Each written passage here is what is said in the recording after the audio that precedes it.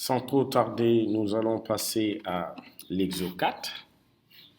Dans cet exercice, il nous demande toujours de lancer Microsoft Word et d'enregistrer, bien sûr, le nouveau document sur Exo 4 et de poser les tabulations suivantes. 2 cm gauche, 8,5 cm droite, 13 décimales et de mettre l'entête de colonne, membre, franc CFA et total, de compléter le tableau en mettant l'interligne double, de sauvegarder le document et de le quitter. Donc ici, moi, je vais déjà copier ceci, mais vous allez devoir le saisir. Donc là, CTRL-C, donc là, je crée un nouveau document. CTRL-N. Je l'enregistre avant même de commencer. CTRL-S, et là, je l'appelle Exo Word 4. Je l'enregistre, puis je colle mon texte. Sur l'exercice qui m'a été demandé, il me demande de poser les tabulations. Mais avant de poser les tabulations, on a deux manières de le faire. Si vous regardez ici, presque les tabulations ont été posées, mais en amont. Déjà parce que j'ai copié du texte que j'ai retrouvé et il y a toujours les tabulations. Mais sauf que ces tabulations-là ne reprennent pas pour le moment les instructions. Parce que là-bas, on a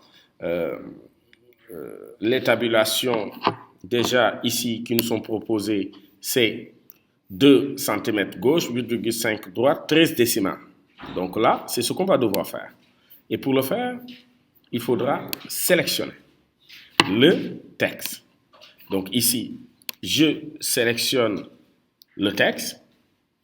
Je vais aller dans l'onglet, déjà ici, si vous suivez toujours avec Windows, vous avez une petite icône, la flèche qui pointe vers le bas, vous pouvez toujours cliquer là-bas. Moi, je peux passer par là, option d'interligne et cliquer sur tabulation. Il me demande de poser les tabulations suivantes. 2 cm gauche. Ici, par défaut, là, en mettant 2, je peux bien sûr spécifier les centimètres. Même si je ne le fais pas, la machine va le faire pour moi. Donc, par défaut, il est à gauche. Vous, si vous êtes sur Windows, il y aura l'icône définir qui est là. Moi, j'ai besoin tout juste de cliquer sur le plus qui est là. L'autre, c'est 8,5. Mais cette fois-ci, on me demande de le mettre à droite. Vous cochez l'option droite et vous cliquez toujours sur définir. Donc là, moi je l'ajoute en cliquant sur le petit plus qui est là. Et le dernier, il me demande de le mettre à 13, mais cette fois-ci en décimale.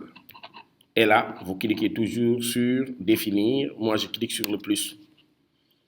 Si jamais vous doutiez que vous avez commis une erreur, vous pouvez toujours revenir et cliquer sur les options. Regardez, en cliquant sur le 2, je vois bel et bien qu'il est à gauche, sur le 8 à droite, sur le 13 en décimale. Et là, si vous avez terminé le tout, vous validez par OK. Et directement, vous voyez cette fois-ci, les tabulations qui ont été posées se répercute directement sur le document.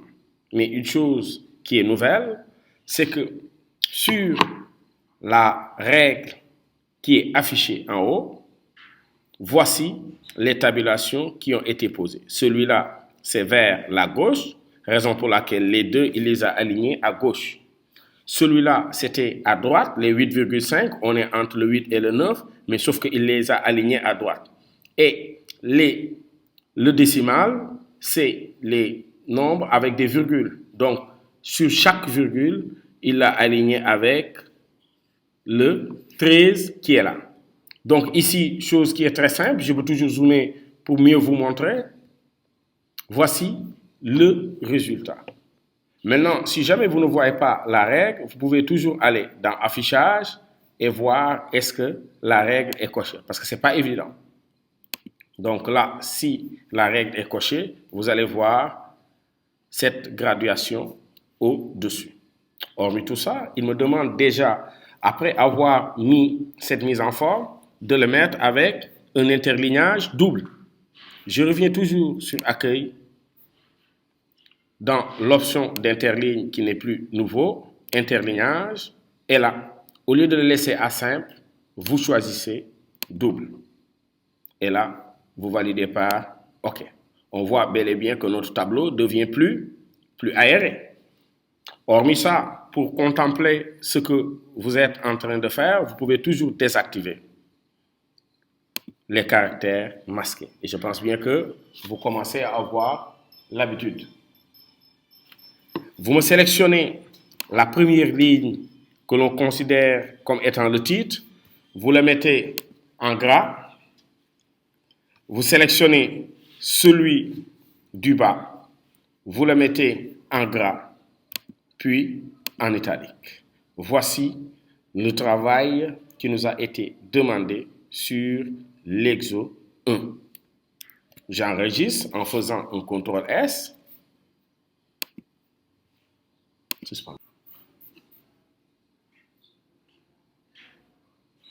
Donc l'exercice 1 terminé, on passe à l'exercice suivant. Là, si vous regardez toujours cette fois-ci, il y a déjà les tabulations qui ont été posées. Je sélectionne le texte. Si vous arrive de vouloir créer ce qu'on appelle des cartes de visite, des cartes de membre, d'habitude, en mettant nom, la partie où doit figurer le nom, les gens, souvent, s'ils ne sont pas initiés, ils vont mettre des points, alors qu'on peut le faire avec les tabulations et points de suite. Je vous montre ici, toujours dans l'onglet tabulation. Je vais ajouter souvent, bien sûr, ma règle, ici qui s'arrête à 16. Rien ne m'empêche de venir déjà de poser deux tabulations.